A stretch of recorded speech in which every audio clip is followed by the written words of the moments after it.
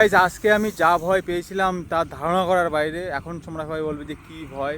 Guys মাঠে ধান আছে, সে ধান কাটতে পারেনি, আর দুদিন ধরে বৃষ্টি দিচ্ছে, এমন বৃষ্টি দিচ্ছে যা ধারণা করার বাইরে। আজকে সকালে তোমার 10টার দিকে যা ঝড় শুরু হয়েছিল না, আমি ভেবেছিলাম যে আমি আর বাড়ি নিতে পারবো না।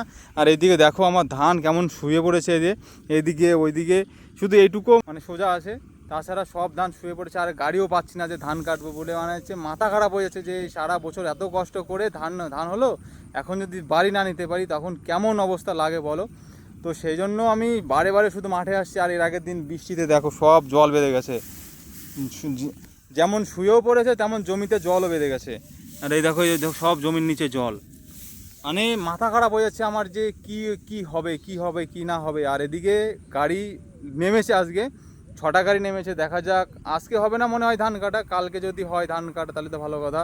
আর ওই দেখো ওইদিকে সব ধান কাটছে মেশিনে, ওই একটা কাটছে, ওই একটা কাটছে, ওই একটা কাটছে, মানে অনেক দূরে দূরে আছে। ও কাটতে কাটতে যখন কাছে আসবে তখন হবে মানে ধান কাটা, তাছাড়া হবে না। এখন শুয়ে পড়েছে, ধান কাটা যাবে কি না সেটুকুও আমি জানি না, সোজা আছে সেটুকুই কাটতে হবে।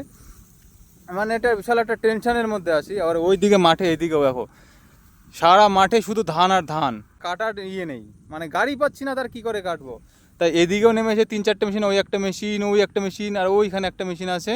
তো এদের সে কাটা হোক, তারপরে দেখি আমার ধানও কাটতে হবে।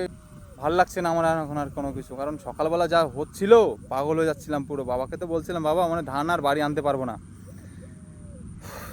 চলো দেখি কি হয়, ভগবান যা করবে তাই মেনে নেবো।